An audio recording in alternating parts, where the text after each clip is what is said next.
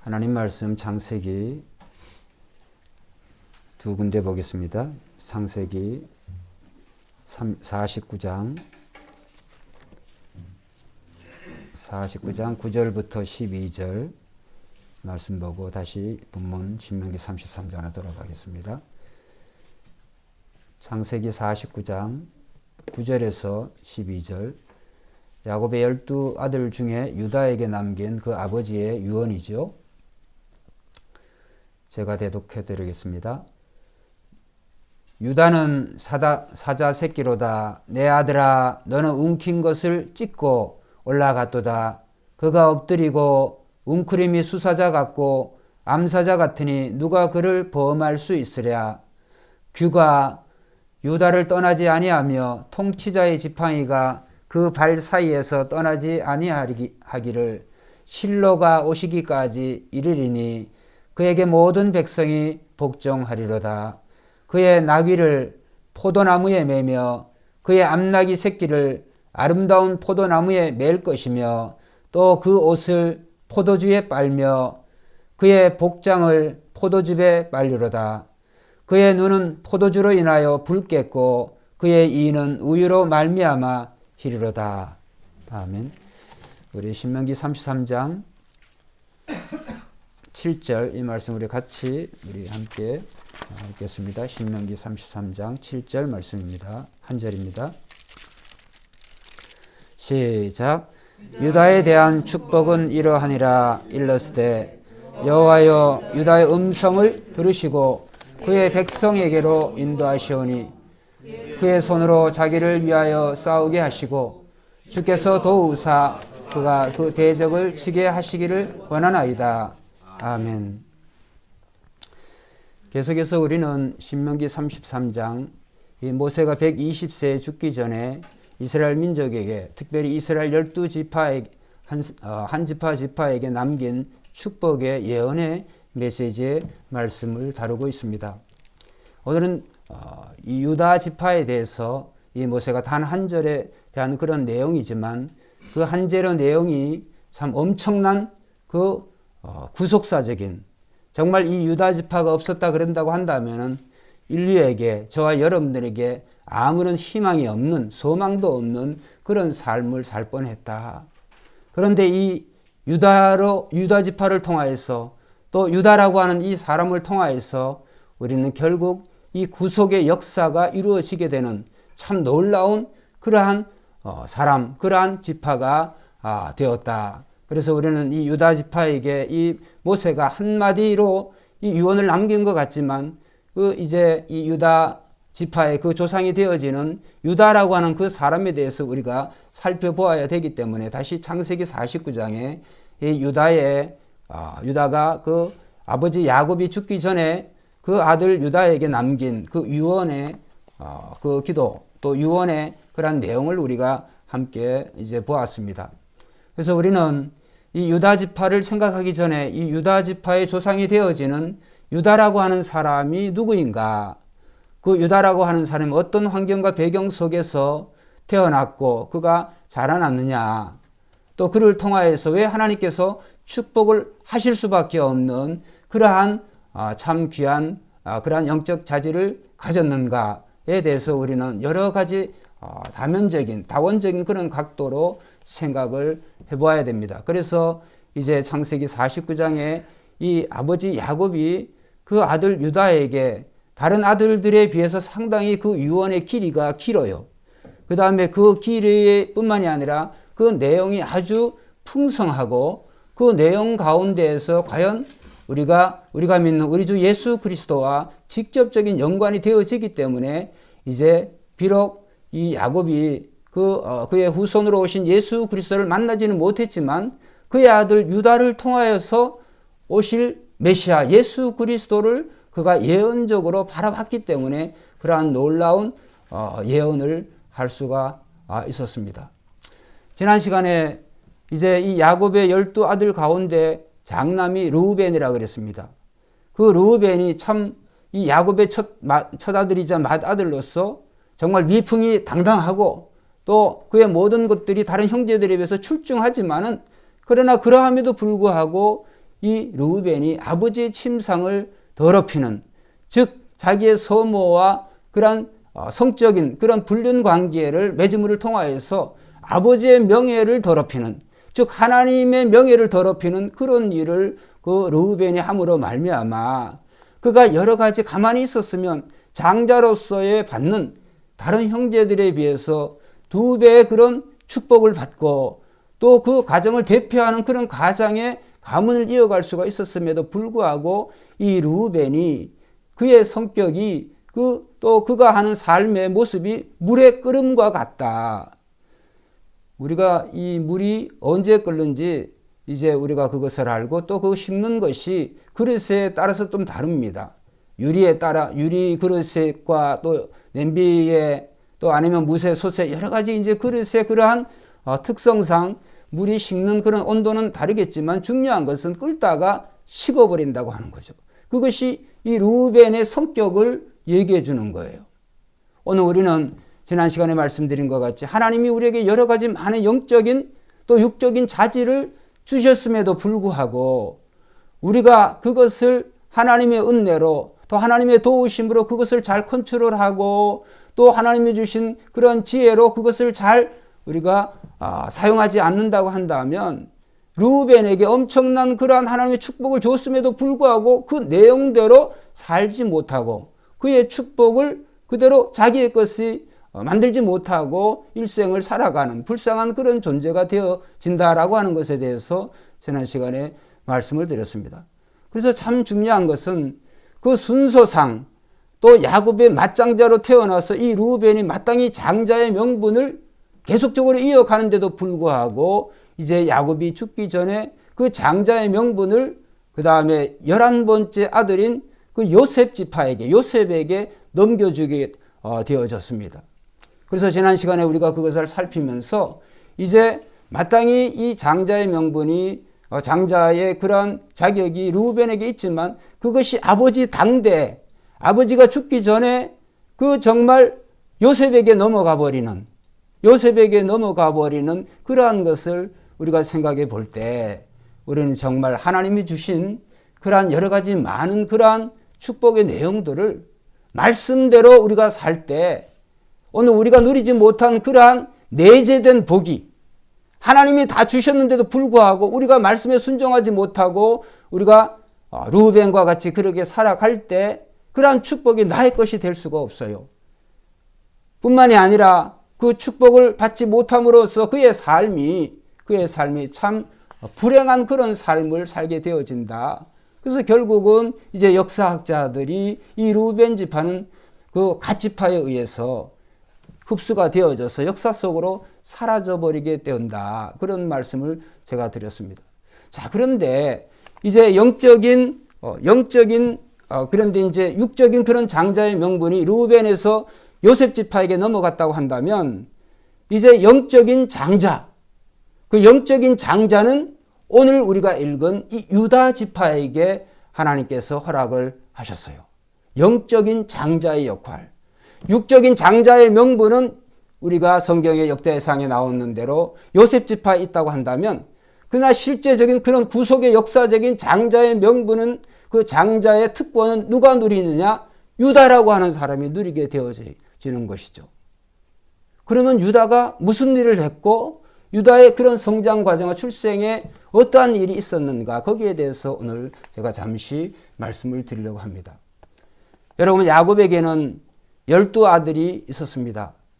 그런데 그 12아들을 낳기까지 한 부인이 낳은 것이 아니죠. 야곱이 이제 외삼촌 라반의 집에 갔을 때 이제 최초에 그가 사랑한 사람은 이 라반의 둘째 딸 라헬이었어요. 성경은 분명히 말씀하고 있습니다.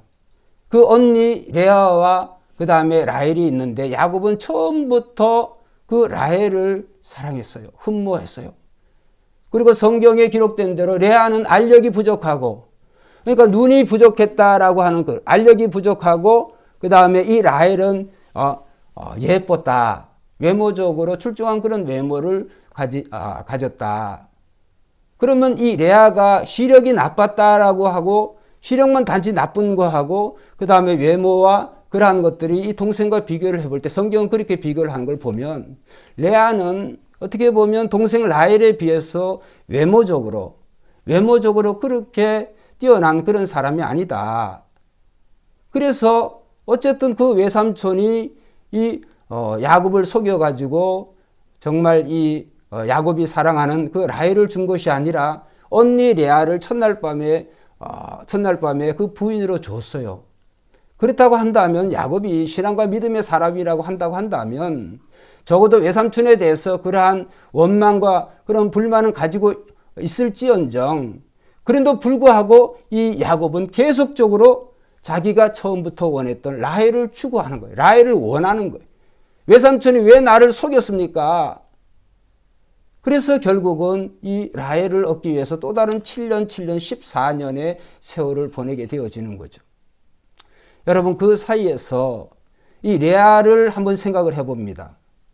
레아와 이 라헬의 그러한 내용들을 성경에 보면 레아는 동생에 대해서 한마디도 불평불만한 말이 없어요.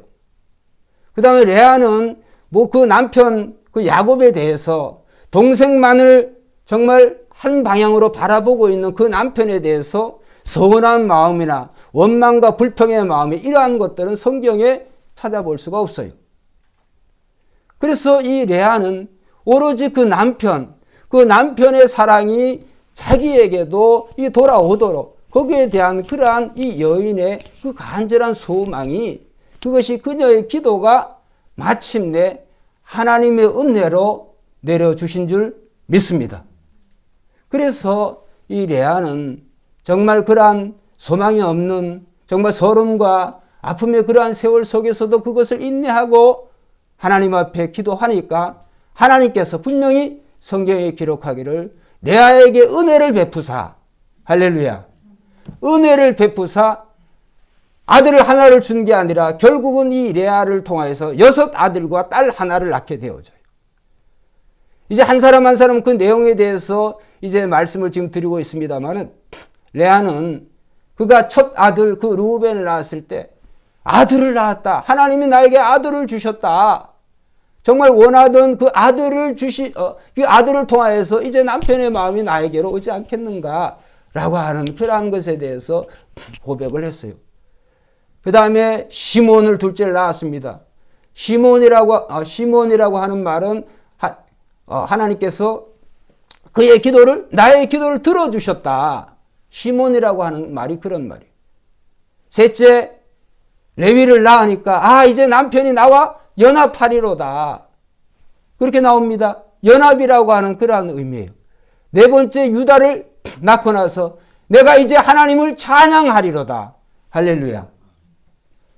이 레아는 그렇게 그 아들의 이름을 짓는 과정도 보면은 전부 다 하나님과의 그러한 관계, 하나님이 자기의 기도를 들어주셨고, 그 다음에 하나님께서 자기의 남편을 통하여서 주시는 하나님의 그 은혜를 이 레아는 정말로 남편이 자기를 사랑하지 않지만은 동생이 자기를 노골적으로 대놓고 무시하고 정말 그렇게 하지만은 핍박하지만은 그럼에도 불구하고 사무엘상에 나오는 한나와 같이 그런 한결같이 하나님만을 바라보고 그의 소원을 하나님께 아뢰일 때 하나님이 그녀의 마음을 헤아리시고 마침내 하나님이 그의 모든 기도를 이 레아를 통하여서 응답하여 주신 줄 믿습니다.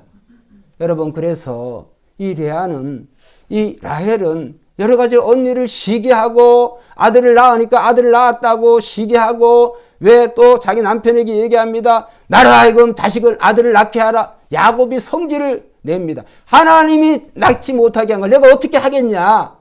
이렇게 라헬을 책망할 정도로 이 라헬이 신앙적인 모습을 바라볼 수가 없어요. 라헬이 2명의 자식을 낳았죠. 첫 아들이 우리가 잘 알고 있는 대로 요셉이라고 하는 자. 하나님이 나에게 아들을 더해 주셨다. 그래서 요셉이라는 말은 플러스라는 말이에요. 더하기라고 하는 말이에요. 더함이라고 하는 말이에요. 그 다음에 둘째이자 막내인 이 베냐민을 낳고 이 라헬이 죽게 되죠.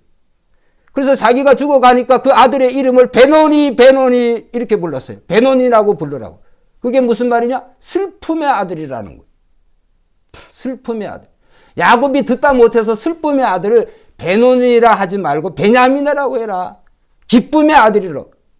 이렇게 엄마의 그 이름을 짓는 것을 보면 참 라헬과 이 레아의 신앙은 다르다.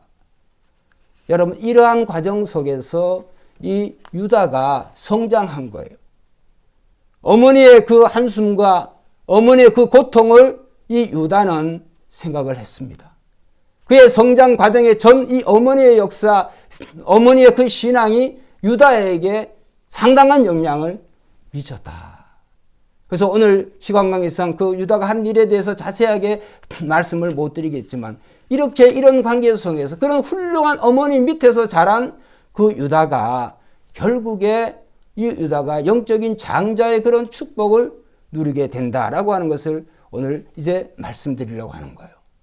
여러분, 오늘 우리가 이 야곱이라고 하는 사람이 정말 그가 사랑했던 그 라헬, 그 여인을 위해서 14년이라고 하는 세월을 7년을 수일같이 여겼더라.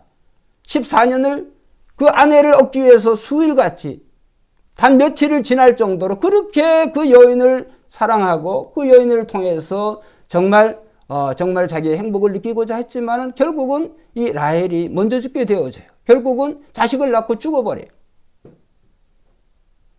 여러분, 긴 세월을 이 사라는 이 남편과 함께 산 사람은 라헬이 아니에요.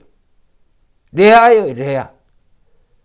레아는 길을 가는 도중에 라헬은 이제 죽자 그를 베들레헴에 남편이 묻었습니다. 나중에 이제 이 야곱 이전에 레아도 죽게 되었지만 레아는 어디에 묻힌 줄 아세요? 아브라함과 이삭이 묻혀진 믿음의 조상들이 묻혀진 그 막벨라 굴에 그 야곱이 자기 아내 첫 부인 레아를 거기에 묻게 해요. 자기도 거기에 묻어주라고 창세기 49장에 아들들에게 그렇게 유언을 남겨요. 바로 이 말씀 속에서 오늘 제가 생각해 보려고 하는 것은 나의 뜻과 나의 생각이 내가 추구하는 대로 이대로 쭉 가면은 목표를 이루면 어떤 행복할 것 같은데 하나님께서는 그러한 인간적인 그런 생각과 그러한 소망을 하나님이 기뻐하지 않습니다. 그런 방향으로 간다고 할지라도 결국은 하나님께서는 정말 하나님께 소망을 두는 자에게, 도망을 주는 자에게, 또 하나님께 간구하는 자에게 그 소원을 이루어 주시는 하나님이신 줄로 믿습니다.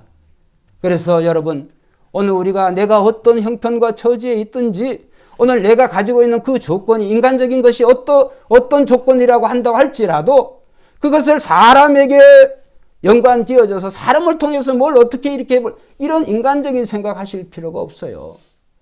우리의 모든 소망을 억울합니까? 답답합니까? 일이 안 풀립니까? 이런 상황이 있을 때 오늘 우리는 어떻게 해야 될까요? 레아와 같이 하나님께 기도하시기를 주의 이름으로 축원드립니다. 하나님께 기도하면 되는 거예요. 지난 시간에 말씀드렸습니다. 기도는 듣는 대상이 하나님이세요. 기독교의 기도는 천지와 만물을 창조하신 하나님이 들으시기 때문에 기도는 외상이 없어요. 기도하면 한번 따라합시다. 기도하면 반드시 이루어진다. 할렐루야.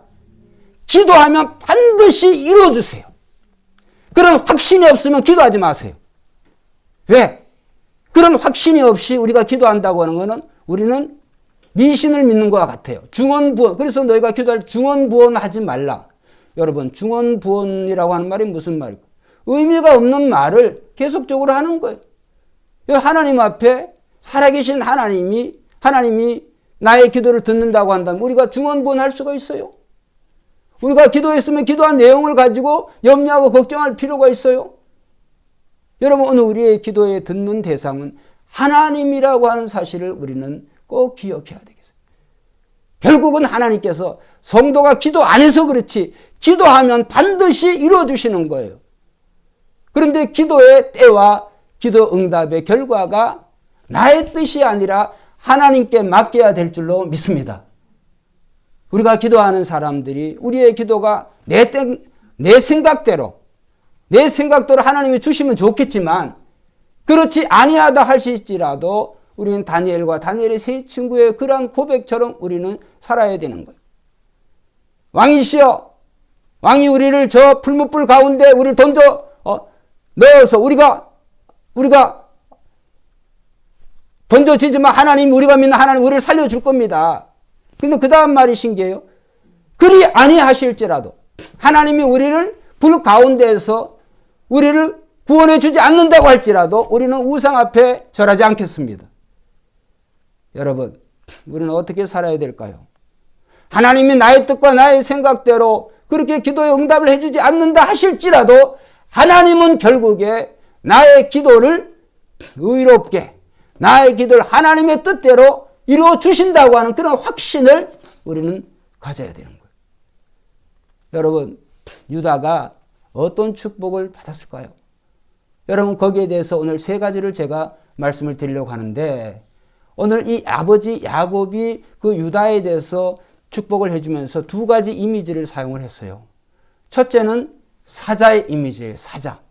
사자도 세 종류의 사자를 등장시켜요. 첫째 사자 새끼, 그 다음에 암사자, 수사자. 여러분, 백수의 왕 하면 뭐예요? 우리나라는 호랑이.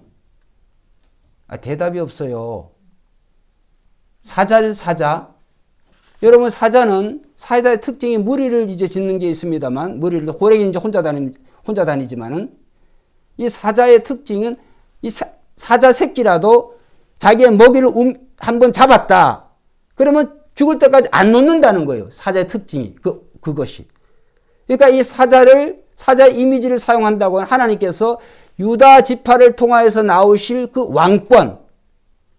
그러니까 칠이자의 홀이라고 하는 건 칠이자의 상징이죠. 홀과 그 다음에 칠이자의 지팡이가 유다 지파를 떠나지 않는다라고 하는 것은 야곱의 12아들 가운데서도 그 왕권이 요셉에게 나오는 것도 아니고, 요셉이 그 라헬이 낳은 자식이잖아요. 그 요셉이 위대한 요셉이지만은 요셉 지파에게 나오지 아니하고 유다 지파에서 나온다는 거예요. 왜? 그래서 이 아버지 야곱이 이 사자의 이미지를 사용하면서 이 유다를 축복해 주는 거예요. 유다야. 그러면서 우리 창세기 49장의 이 내용대로. 그래서 칠이자의 이 지팡이가, 이 왕권이 유다 지파에서 나오게 된다. 그 다음에 그 사자가 백수의 왕이라고 그랬잖아요. 힘이 있잖아요. 이 유다 지파에 나오는 왕들은 다른 왕들하고는 달라요. 최고의 왕은 우리가 다윗을 생각해 볼 수가 있죠. 여러분, 이 다윗은 강력 이 대제국의 이 남과 북의 이 통일 왕국의 이 다윗이 이스라엘 왕의 40년 긴 세월 동안 정말 하나님께서 인정하시는 그러한 섭정, 그러한 통치를 한 줄로 믿습니다. 그래서 다윗은 어릴 때부터 이 세 아들 다윗을 만나니 내 마음에 합한 종이다. 하나님이 그렇게 인정하실 정도로 정말 이 다윗은 이스라엘 역사에 정말 전무후무한 그런 왕이 되어졌어요.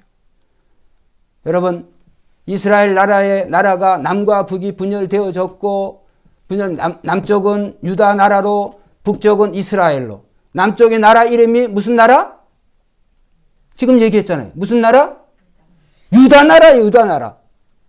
남쪽 유다 나라의 두 지파로 이어진 유다 나라의 핵심이 유다 지파예요. 유다 지파.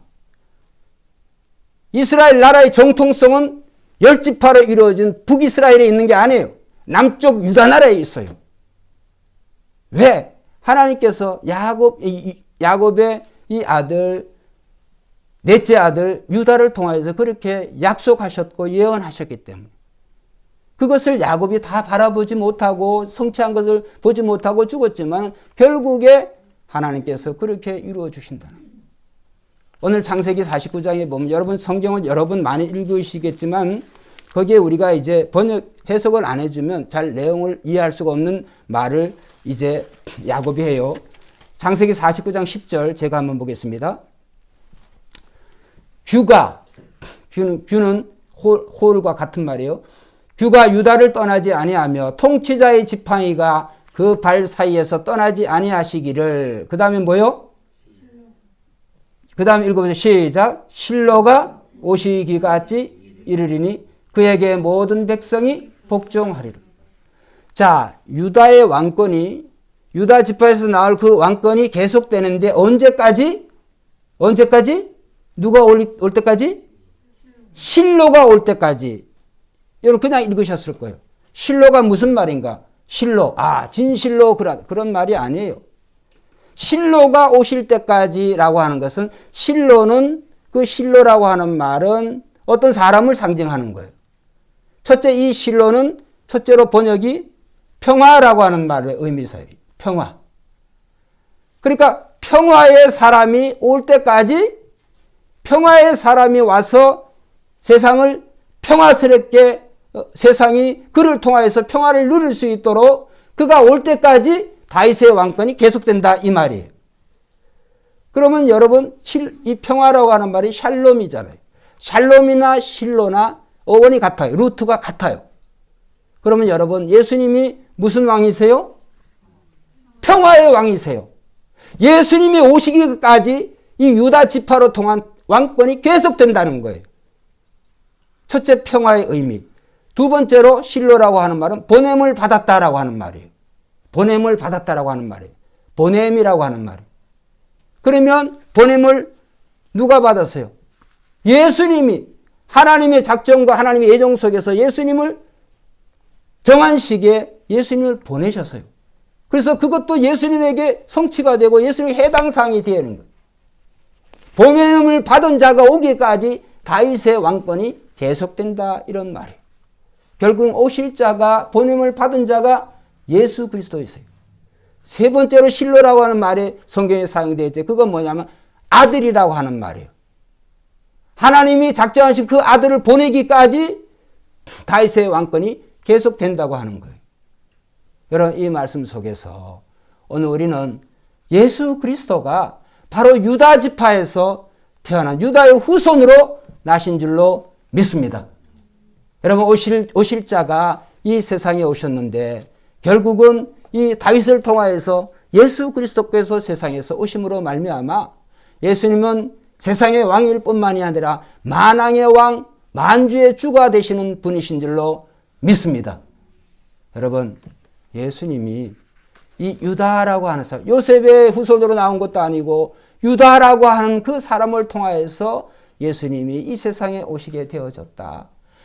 그 말씀은 뭐냐 하면 이 유다가 자기 아들 유다를 축복을 해줄 때 사자의 이미지를 사용해서 유다의 왕권을 얘기하면서 강력한 그 왕권. 여러분, 예수님의 왕권은 이 세상의 어떤 그러한 왕권보다도 비교할 수가 없어요. 세상의 어떤 왕이 죄를 이겨요. 죽음을 이겨요. 그렇죠? 질병을 이겨요. 그 다음에 영생을 누리게 하는 그러한 놀라운 능력을 가지신 분이 세상에 어디에 있겠습니까?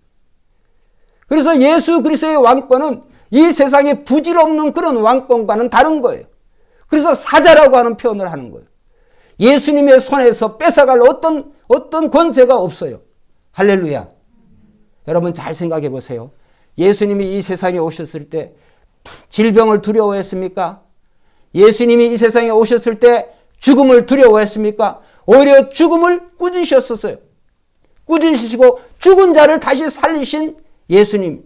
그 말씀은 생명의 주인이 예수님이라고 하는 것을 예수님이 친히 살아계시는 동안에 우리에게 보여주신 거예요.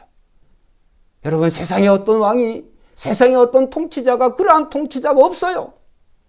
그런 예수님을 우리가 믿고 있는 것이 하나님의 은혜 중에 은혜인 줄로 믿습니다. 여러분, 하나님의 은혜, 감당할 수 없는 은혜, 놀라운 은혜. 그런데 우리는 그 예수 그리스도에 대해서, 정말 그 예수 그리스도 통치하시는 영역에 대해서 나의 삶의 어떤 부분까지 예수님께서 통치하신다고 하는 것에 대해서 우리는 고백하지 않고 인정하지 않아요. 잊어버리고 살아가요. 여러분, 우리 예수님의 통치에서 벗어나는 그런 영역이라고 하는 건 없어요. 죄의 영역, 죽음의 영역, 질병의 영역, 어떤 영역이라고 할지라도 예수 그리스도의 통치는 영원 무궁하신 줄로 믿습니다. 여러분, 악한 사탄 마귀, 그 마귀의 하수인들이 이 귀신들을 통하여서 많은 사람들을 괴롭힐 때 예수님께서 한마디 말씀으로 그냥 물리치시는 거예요. 말씀을 안 해도 알아서 물러가. 왜? 예수님은 빛의 아들이시기 때문에. 빛이 오면 어둠이 물러갈 수밖에 없어요. 그래서 여러분, 오늘 우리가 믿는 이 예수 그리스도가 이 코로나 시대에 우리가 이런 질병을 두려울 것이 아니라 예수 믿는 사람은 이런 질병뿐만 아니라 질병이 나아가서 우리로 하여금 죽음에 이르게 한다고 할지라도 믿는 자는 다시 살아나리라 라고 하는 그런 구원과 확신 속에, 믿음 속에서 우리는 살아가야 될 줄로 믿습니다. 죽은 자도 다시 살리시는 주님, 내가 이것을 믿느냐? 이렇게 마르다에게 또 예수님 제자들에게 그렇게 예수님이 확인시키신 거예요. 여러분, 오늘 우리가 세상에 살아가는 동안에 잠깐 고난과 고통을 당하지만은 그러나 유다의 후손으로 오신 예수 그리스도의 왕권은 영원 무궁한 그런 왕권이시다. 그 다음에 두 번째로 아버지 야곱이 유다에게를 축복해 주면서 사용하신 그 이미지가 두 번째는 포도나무예요. 포도나무. 그 유다의 후손으로 오신 메시아를 통하여서 세상은 그를 믿는 자, 그를 통하여서 풍요를, 행복을 맛보고 누리게 된다는 거예요. 여러분, 포도주, 이 포도즙이나 포도주나 이런 포도나무는 풍요를 상징해요. 풍요를. 여러분, 세상에 오늘 우리가 무엇을 가졌다 한들, 어떤 환경이라고 한들, 우리가 예수 그리스도가 우리에게 주시는 그런 풍요, 예수 그리스도가 주시는 그러한 영원한 행복과 비교할 것이 무엇이 있겠습니까? 그래서 사도 바울은 내가 그리스도를 위하여 모든 것을 다 배설물과 같이 여긴다. 여러분, 오늘 우리의 삶에 예수 그리스도가 이미 우리의 삶의 풍요를, 영광을 보장하셨어요. 주님이 주신 그런 행복과 번영과 축복을 날마다 누리시기를 주의 이름으로 축원드립니다.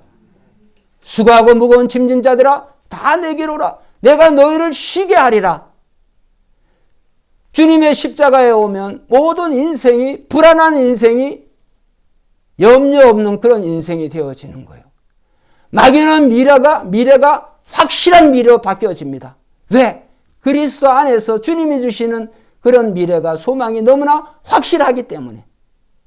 현재 어떤 고난이나 아픔이나 어려움이 있다고 할지라도 예수 그리스도 그분을 신뢰함을 통하여서 우리는 절대로 실패하지 않습니다.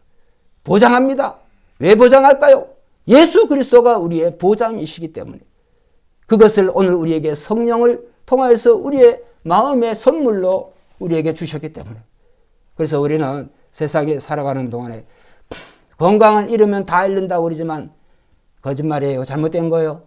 예수 그리스도를 잊으면 우리는 전부를 잃어버리는 거예요. 예수 그리스도를 잃으면 우리의 삶에 크리스찬들은 아무런 의미가 없다라고 하는 그런 확신을 가지고 살아가야 될 줄로 믿습니다. 그래서 예수 그리스도를 통하여서 주시는 그 놀라운 풍요로움이, 놀라운 그런 행복이 이 포도나무를 통하여서. 그래서 이 다윗의 시대에도 그렇고 예수 그리스도에 오는 자에게 염려하고 걱정하고 산 사람이 없어요. 예수님에게 멀어져 갈수록 그의 삶은 불행해져. 예수님에게 도망간 그런 베드로도 결국은 다시 돌아와요. 여러분, 예수 그리스도가 그에게 생명과 그에게 영원한 행복을 주지 못한다고 한다면 베드로가 돌아왔겠습니까? 안 돌아오죠. 그러나 결국은 그가 돌아와서 순교를 해요. 죽음을 자초하는 사람이 어디 있겠습니까? 그런데 베드로가 그것을 깨달은 거예요.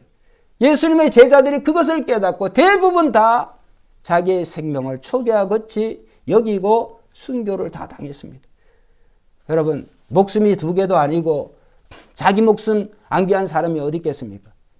그럼에도 불구하고 예수 그리스도의 제자들은, 우리의 믿음의 선조들은 예수님이 인생의 전부였기 때문에, 예수 그리스도가 자기의 완전한 그런 소망이었기 때문에 예수 그리스도, 한 분 예수 그리스도를 통하여서 그들은 만족하고 내세의 소망을 바라보며 이 땅을 살되 나그네로 살아간 줄 믿습니다.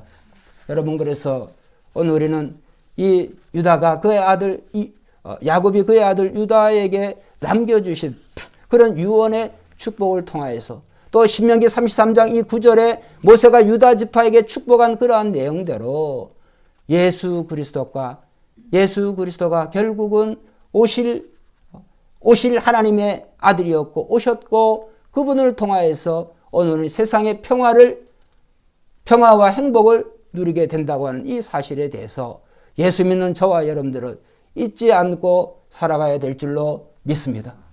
여러분, 오늘 우리가 신앙생활을 하면 할수록 뭘 우리가 자꾸 잊어버리냐 하면 예수님이 누구신가에 대해서 우리는 잊어버려요. 왜? 너무 잘 아는 것 같지만 너무나 익숙하고 친숙한 것들에 대해서 그 가치와 고마움을 우리는 잘 몰라요. 저도 이 결혼 생활한 지가 이제 30년이 넘었잖아요. 뭐 짧다면 짧지만 길다면 긴데 제 아내가 여기 있어서 그런 내용이 아니라 가면 갈수록 저나 아내나 이러한 그런 건강들이 약해지지만 약해질수록 제 아내가 더 고마워요. 이건 저의 얘기가 아니라 지금 우리 아버님이 늘 우리 어머니를 향해서 아들이 있는 데나 다른 사람이 있는 데나 늘 그렇게 고백을 하세요.